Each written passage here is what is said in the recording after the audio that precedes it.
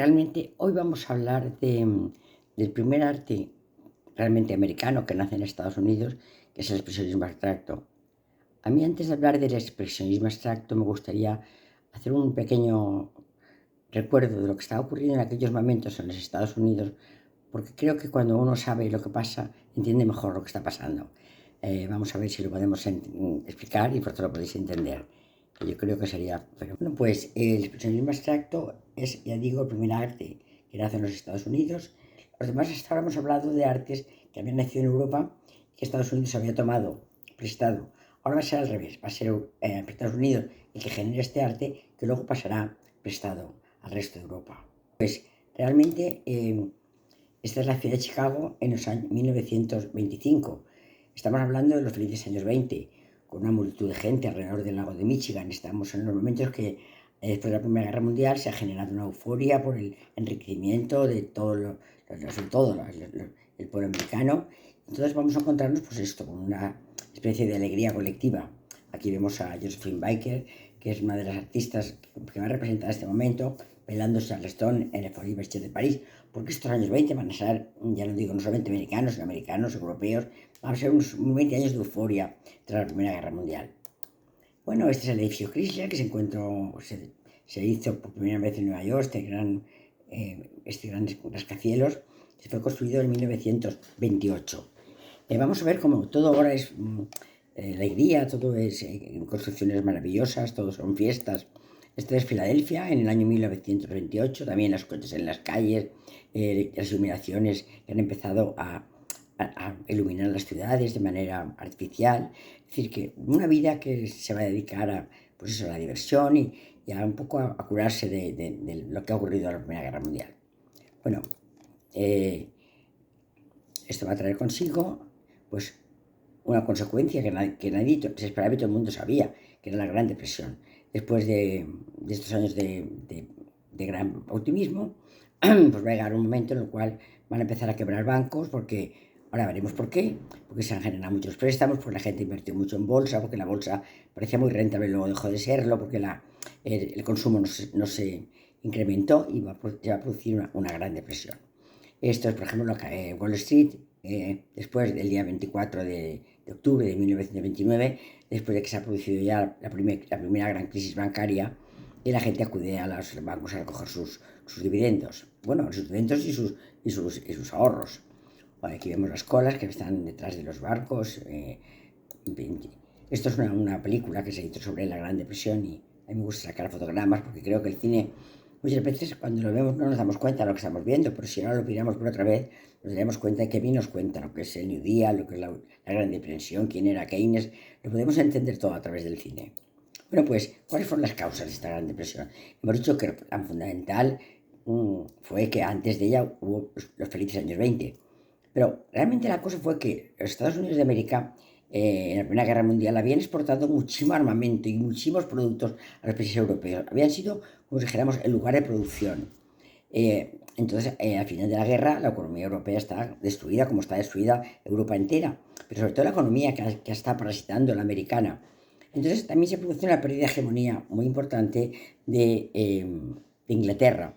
Y entonces, con esto, Estados Unidos vio que su demanda de productos caía de manera vertiginosa. Si pasamos de un momento de gran éxito exportador en los Estados Unidos a un momento de gran parálisis del mercado, porque hemos dicho que Europa ha quedado tocada muy seriamente. Bueno, pues además de esto, en Estados Unidos se va a generar un movimiento que es la venta a plazos. La venta a plazos es una oleada consumista enorme, es decir, la gente no tiene dinero para comprar una lavadora, ni una casa, ni un coche, pero lo puede vender a plazos. Esto es una nueva modalidad que surge en la compraventa y esto va a ser una gran oleada de consumismo. Pero entonces, ¿qué ocurre con los consumidores? Normalmente cuando lo dejan comprar, pues la gente se endeuda por encima de las posibilidades. Entonces, ¿qué pasa? Como se endeuda por encima de los consumidores, empiezan a no consumir. Y no consumen, entonces los campesinos, al no poder vender sus productos porque la gente ya no gasta, ya no va a la cesta de la compra, se reduce al mínimo, empiezan a pensar, bueno, pues mejor que invertir en el campo e invertir en bolsa, que realmente es una cosa que va muy bien. Pero eso no fue así y muchos de ellos se arruinaron. Bueno, entonces llegó este señor Keynes y dio unas ideas para poder salir de esta depresión. ¿Cuáles fueron las ideas de Keynes? Vamos a intentar explicarlas para que las comprendáis vosotros y yo.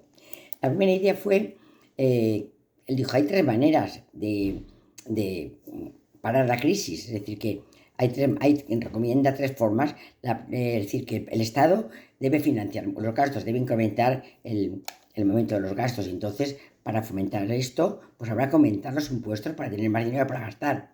Habrá que imprimir más dinero, es decir, que habrá que generar dinero y habrá que, por otra parte, que se produzca un endeudamiento fiscal, porque la gente gasta hasta el dinero que tenía en su fondo de pensiones. Entonces tenemos que, por una parte, aumentamos los impuestos, por otra parte, imprimimos más dinero, generamos dinero, y por otra parte, se produce un endeudamiento y además un gasto del dinero que estaba dedicado a pensiones. Bueno, pues estas ideas más o menos las toma Franklin, el presidente Franklin, y hace lo que había dicho Keynes, una política intervencionista, que significa que el Estado intervenga sobre la economía para poder de esta manera paliar los efectos negativos que tiene esta crisis.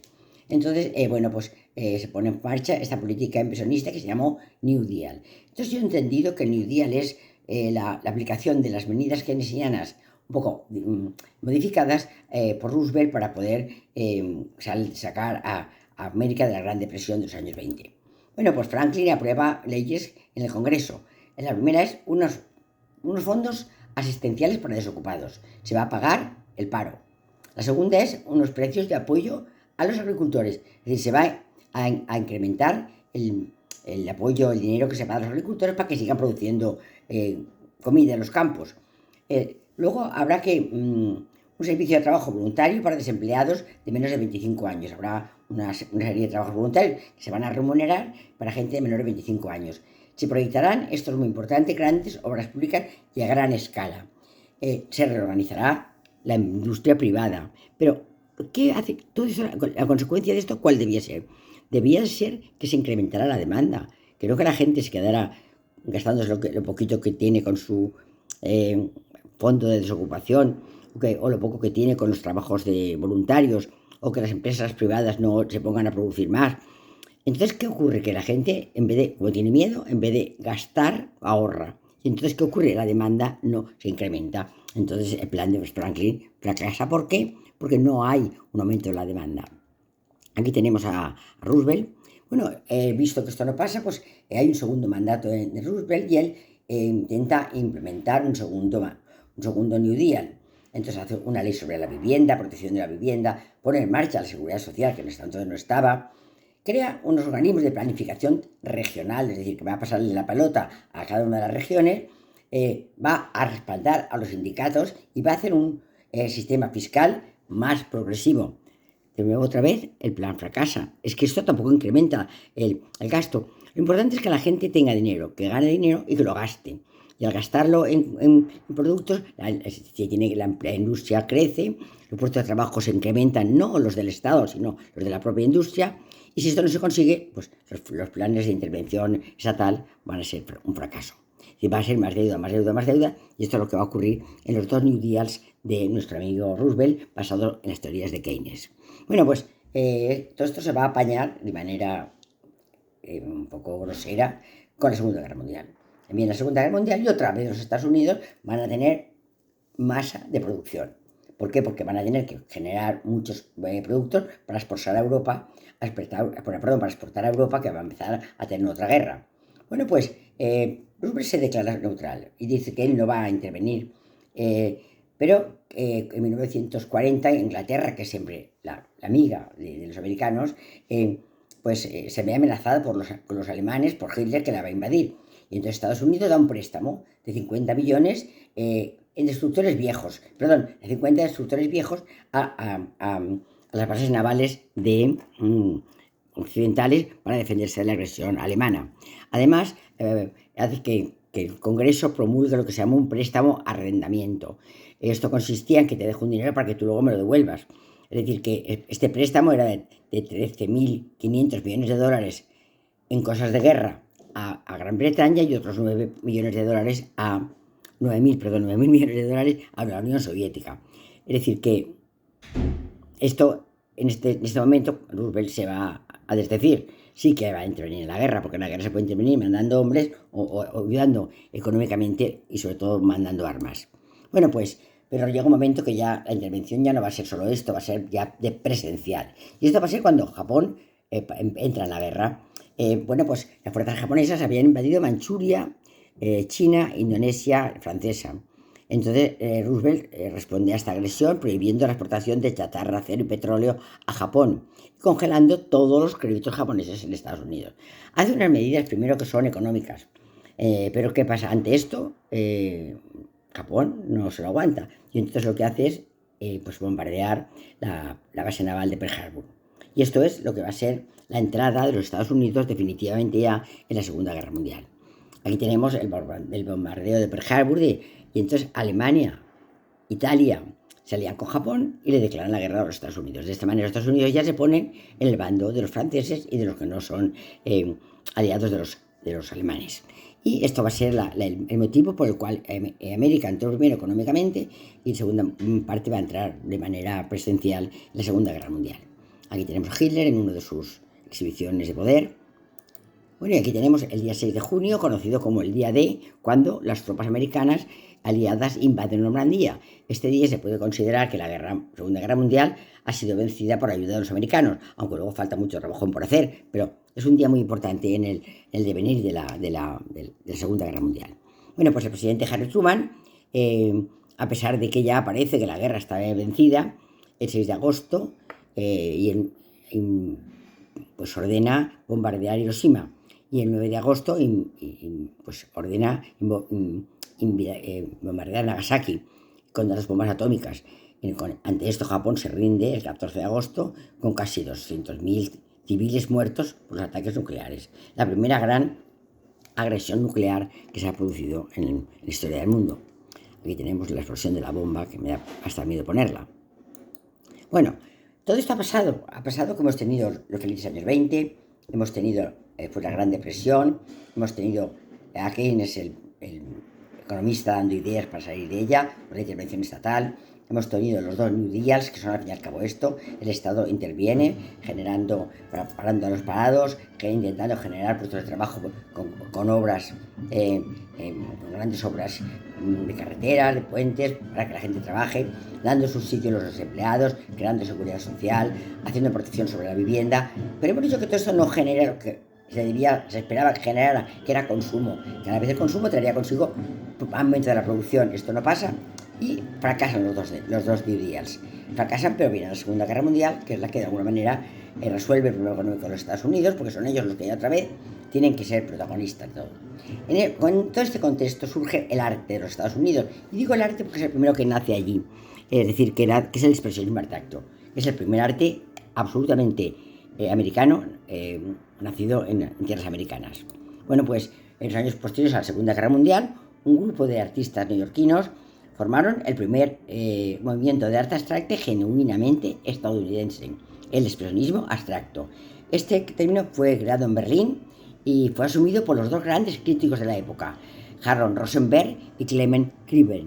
Es decir, Rosenberg y Greenberg van a ser dos críticos de arte, pero realmente van a ser como los que tienen la opinión de lo que es bueno, de lo que es malo, de lo que se tiene que exponer y de lo que se tiene que exponer.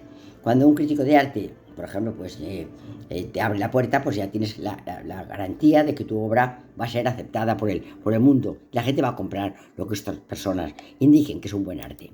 Bueno, pues el arte abstracto es un arte que va a hacer una cosa, no va a expresar iconos, es abstracto, se llama expresionismo abstracto. Este arte va a ser un arte de emociones. Es decir, va a expresar lo que el artista tiene dentro, ya no como en el expresionismo solo, en el cual el artista distorsionaba el icono y generaba un arte con icono, pero matizado por su pensamiento. Aquí el icono ya desaparece y es puramente emoción lo que se va a transmitir. Entonces, hay muchos artistas dentro de este amplísimo momento de la historia del arte, pero realmente tienen alguna cosa común. Por ejemplo, todos usan grandes lienzos y todos usan pinceladas hechas como un poco de manera pues quimérica, de manera compulsiva. Es decir, es un nuevo procedimiento. Aparece una nueva forma de arte que es un arte sin icono, no como el expresionismo solo, que había icono distorsionado, sin ningún icono, en el cual lo que se pretende es que el enfermo, perdón, que el artista transmita su emoción, y por otra parte va a ser una nueva técnica. No habrá pincelada suelta, no habrá pincelada compulsiva. El pintor pintará de manera grotesca, podríamos decir. Bueno, pues, ¿cuáles son estos pintores importantes que todas conocemos, el expresionista abstracto americano? Pues Jackson Pollock, el gran expresionista abstracto americano.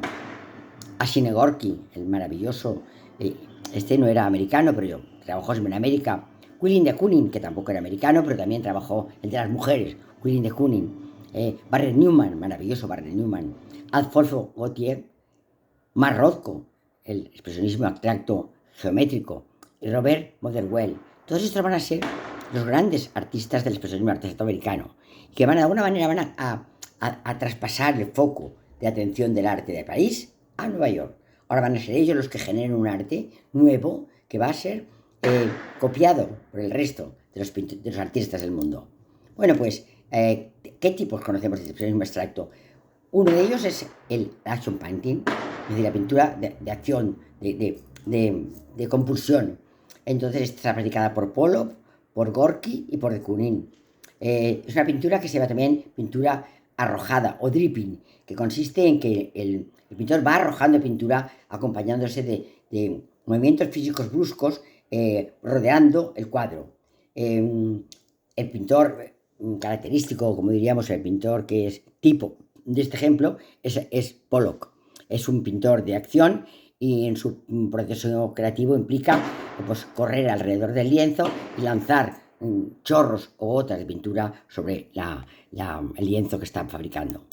Aquí tenemos a Pollock con su haciendo dripping, que está dejando caer desde un pincel o desde una especie de peine la pintura sobre el lienzo. El lienzo además se va a poner en el suelo, no va a estar apoyado en un caballete, va a estar en el suelo y él va a rodear el lienzo, va a estar como dentro del lienzo, va a ser una parte integrante de él.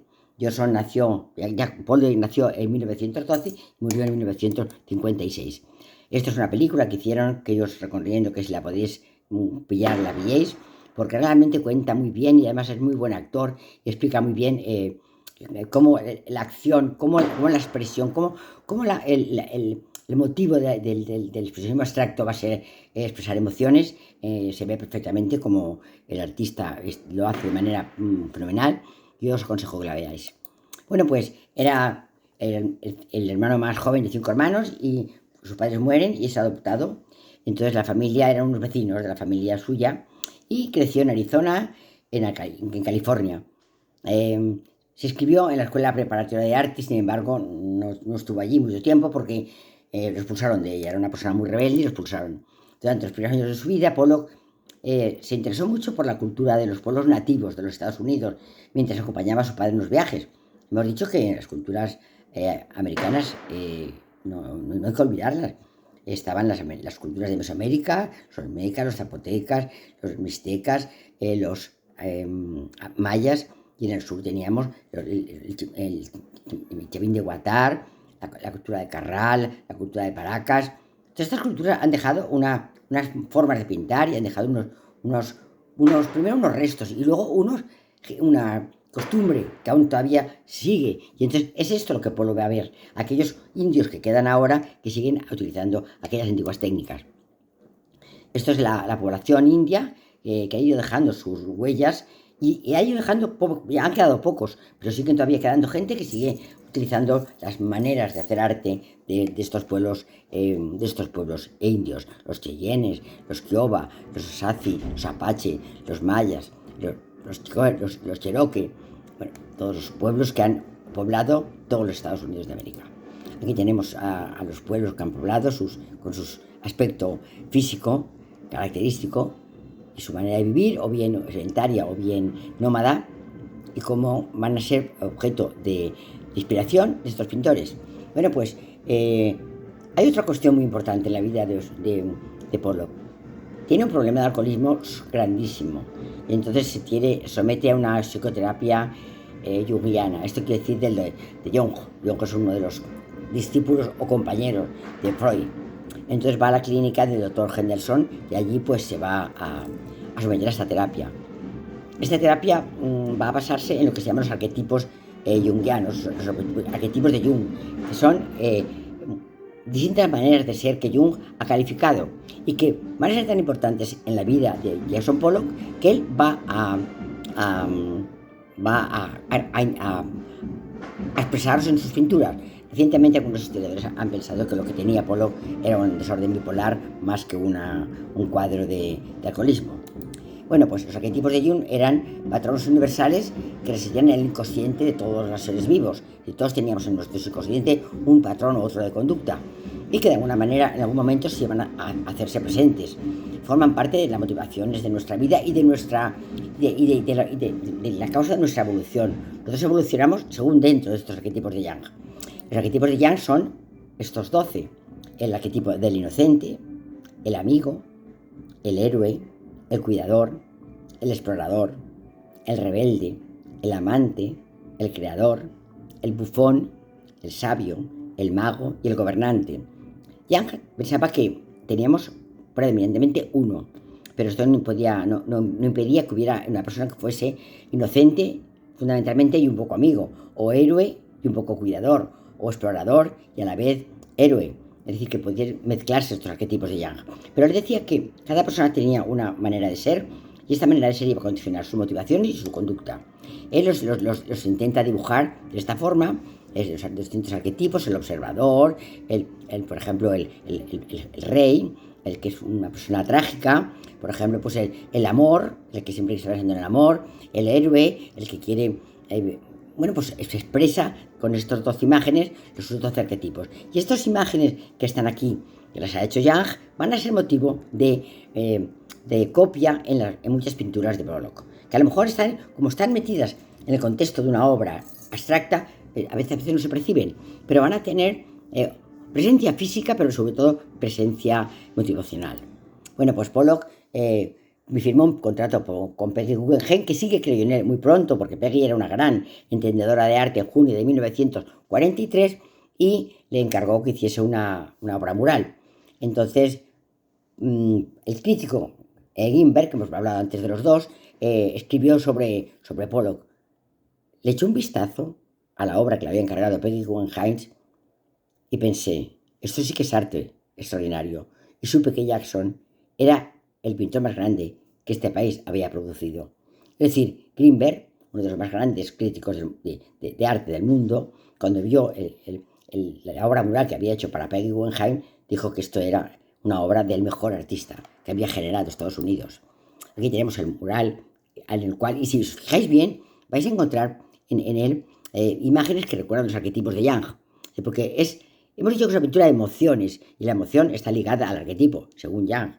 Ese es el mural que Jackson Pollock hace para Peggy Guggenheim y que crea en Grimberg, esta gran admiración. Si le eché un vistazo y pensé, esto es arte extraordinario. Este es uno de los pintores más grandes que ha generado Estados Unidos. Aquí la tenemos con Peggy el día de la inauguración del mural. En 1954 se casó con una pintora estadounidense y Peggy le prestó un dinero para comprar una casa.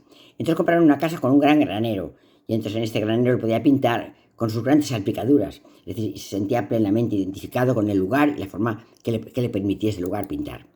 Tiene influencias, hemos dicho que influencias también de los grandes muralistas mexicanos, fundamentalmente de Alfaro, de Siqueiros. Siqueiros fue para él el más importante de los muralistas.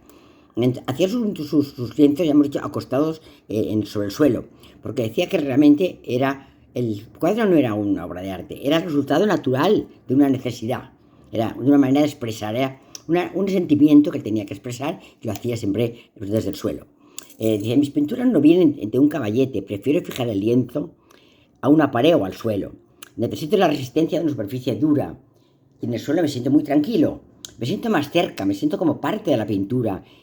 Y de esta manera puedo caminar incluso dentro de ella o alrededor de ella y trabajar desde los 4 lados y estar literalmente dentro de la pintura, formando parte de esta pintura, siendo la pintura una especie de manifestación de su estado de ánimo, de sus sentimientos. Bueno, pues las influencias de Pollock ya hemos empezado diciendo que eran los pintores indios, los pintores muralistas mexicanos. Hay una pintora poco conocida que se llama Janet Sobel, que Peggy Guggenheim sí que la vio pronto, y entonces la incluyó en la galería, en su galería de arte de ese siglo, y además Grimberg otra vez destacó que estas eran las primeras pinturas en las cuales se daba una cosa muy importante, que es all over, la pintura completamente que cubre toda la superficie. Y esto es algo que Pollock admiró estas pinturas porque él tomó esta manera de pintar. Aquí tenemos a una pintura, a la pintora Janet Sobel y su pintura, que también es, como hemos dicho, una pintura que llena todo un espacio, que además, como decía Grimberg, y no deja ninguna duda de que es una pintura de sentimiento, que está partiendo del mismo, y entonces, pues que realmente va a ser Janet Sobel una gran influencia sobre Pollock. Bueno, hemos dicho antes que la pintura de los pueblos primitivos, de los indios, que actualmente existen todavía, también había sido muy importantes para él. Y aquí tenemos, por ejemplo, la pintura de los navajos, la pintura de arena de los navajos. Entonces, él observó estas pinturas en 1940 y se dejó influir por ellas. Ven a los navajos, también pintaban en el suelo, y también hacían pinturas, en este caso, mucho más icónicas, pero que realmente también eran pinturas que expresaban sus sentimientos, sus ídolos, sus quimeras, sus miedos, sus dioses. Algo que estaba muy relacionado con su manera de entender la vida. Estos son los navajos haciendo sus pinturas. Y aquí tenemos otra vez una pintura hecha en el suelo, con pigmentos naturales, y esto fue muy inspirador para la obra de Pollock. Bueno, hemos dicho también que Orozco, Rivera y Alfaro Siqueiros fueron importantísimos para él, además de Josep Renau, el pintor valenciano. Es decir, aquí tenemos a Clemente Orozco, sus pinturas mexicanas, donde él toma ejemplo, sobre todo de este cuadro cubierto, todo cubierto. Aquí tenemos otra obra también, de Rivera, perdón, no, esta no es de Rivera, esta es de Orozco. Primero Orozco, otra vez Orozco, ahora tenemos a Rivera. Esta es la que está en el Palacio Real de México, en la Plaza del Zócalo. Este es Josep Renau, nuestro pintor valenciano, que marchó después de la Guerra Civil a América, y allí fue muy considerado, aparte de hacer todos los carteles del cine de Hollywood, los primeros carteles los hizo Josep Renau, fue un pintor muy valorado. Este es otro Josep Renau, hablando del descubrimiento de América, hablando de los clérigos que fueron, de las monjas que fueron, estas Sorines de la Cruz. Aquí tenemos este es Góngora, los pintores, los descubridores, todos aquellos que fueron a América, los que fueron con la espada y los que fueron con la fe. Bueno, pues aquí tenemos a Pollock pintando el periodo de goteo, que fue el periodo más importante de su vida. No siempre se dedicó a esto, pero este periodo fue el que realmente le dio la fama más universal. Aquí tenemos estos cuadros pintados con esta técnica, que han sido los más valorados y siguen siendo los cuadros más valorados del mundo.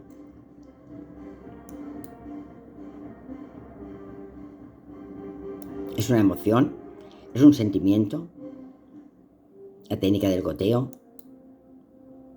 A veces luego, de repente, pues hace alguna alusión a elementos figurativos. Por ejemplo, aquí vemos que aparece un animal, una vaca.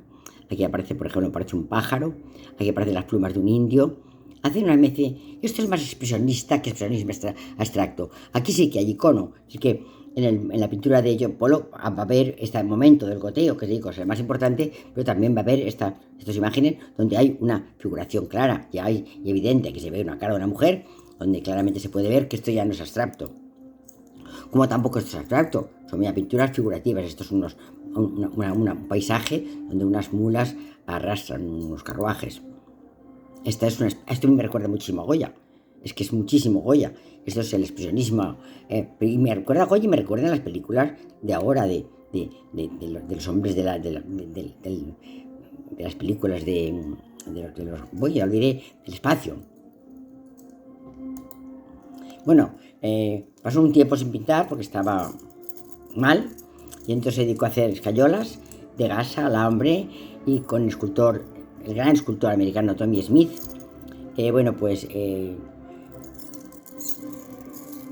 Tuvo un accidente y Ruth Kilmer, su amante en aquel momento, sobrevivió del siniestro. Por el resto de su vida se encargó de los asuntos del artista y aseguró una gran reputación para la obra de Pollock. Es decir, que él muere en un accidente de tráfico, iba con una dosis de alcohol muy elevada, su compañera no murió y él murió en este siniestro. Esta es la lápida de Jackson Pollock con Lee Krasner, luego se enterró allí también, frente al cementerio de Green River. Él murió el 11 de agosto de 1956 en un accidente automovilístico, conducía, hemos dicho, bajo la influencia del alcohol. Otro gran artista del expresionismo abstracto va a ser Willem Koolen, conocido por sus mujeres, las mujeres que pintó Koolen. Nació en Rotterdam también, no os digo, en Latinoamérica, pero pronto se marchó a Inglaterra y murió en Long Island. Fue un pintor neerlandés, nacionalizado estadounidense y muy importante dentro del grupo de la acción painting o pintura gestual del expresionismo abstracto. También, como el anterior, luego pues tuvo otros movimientos artísticos, incluso hizo escultura e hizo performance, es decir, fueron evolucionando dentro del arte americano. Sus padres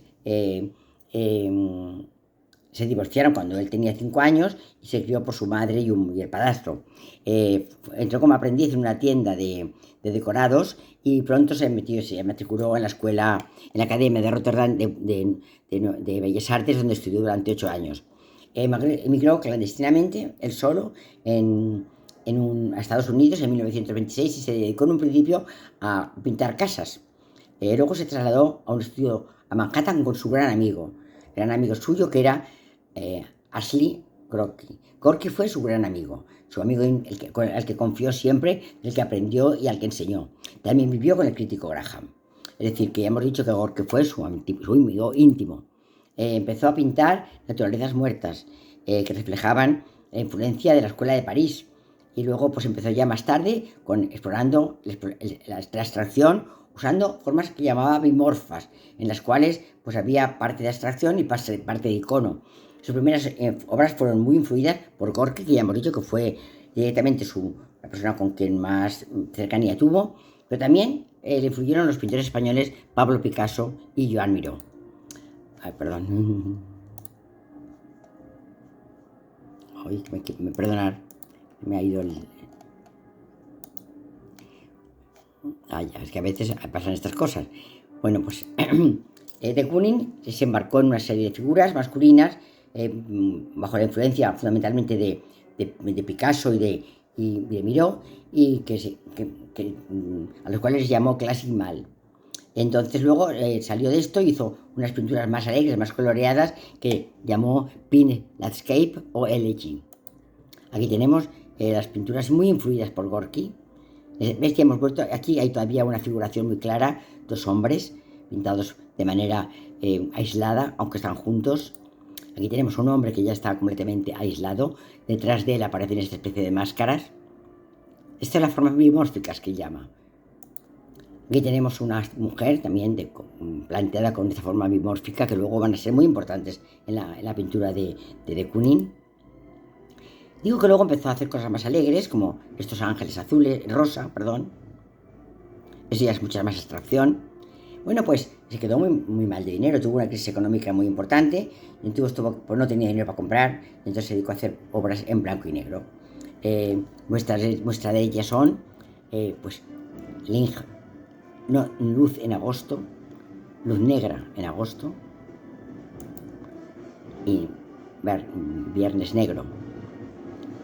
Fue primero porque no tenía dinero, segundo porque estaba con un estado de ánimo bastante deprimido, entonces pues decidió pintar en negro.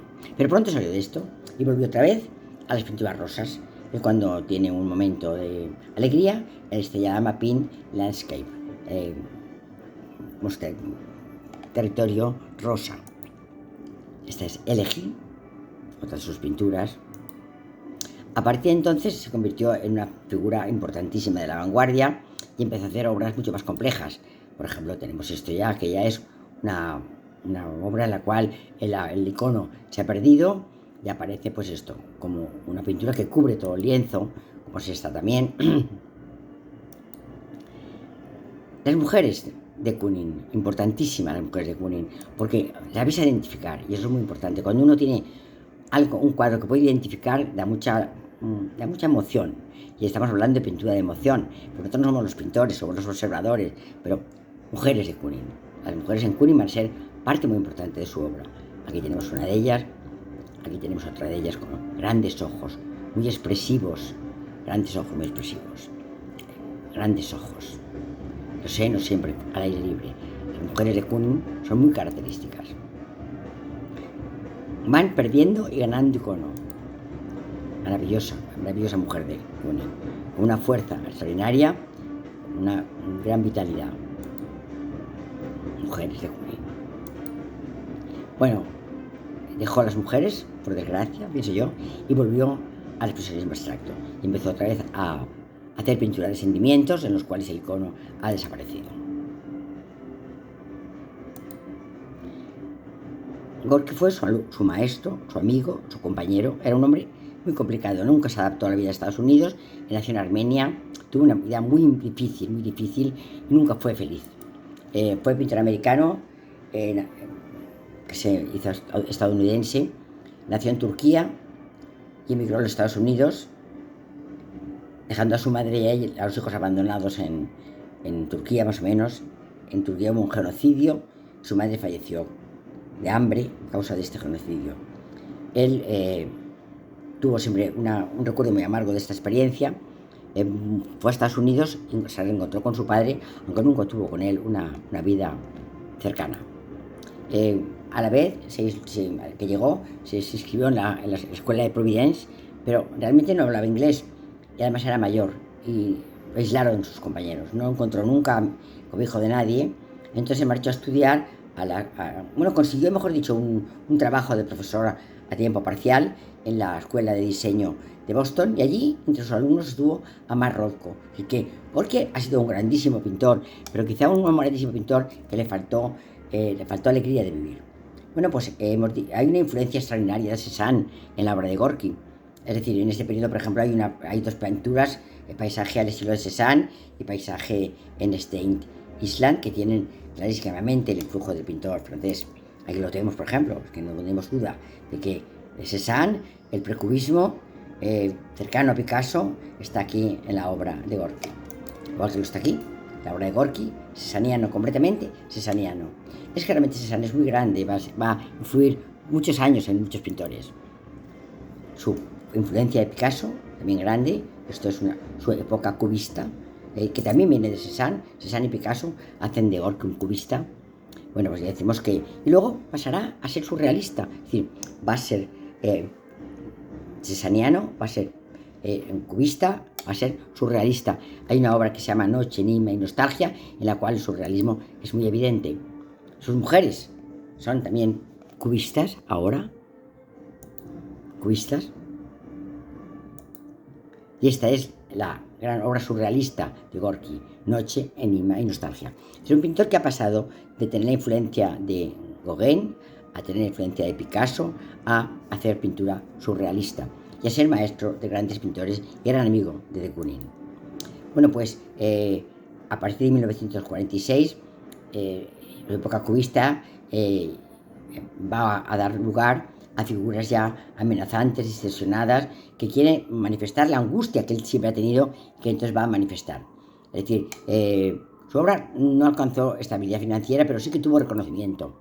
Un estudio en su estudio y un cáncer de garganta, pues le paralizaron la mano derecha y se suicidó cuando tenía 44 años. Fue un hombre, ya digo, muy desgraciado, en que en su infancia tremenda, su gran tragedia nunca la vio superada.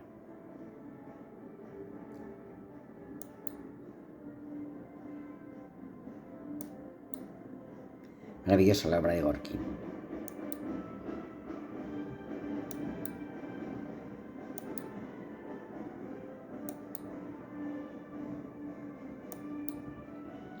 Bueno, muchísimas gracias. Espero que nos haya aburrido.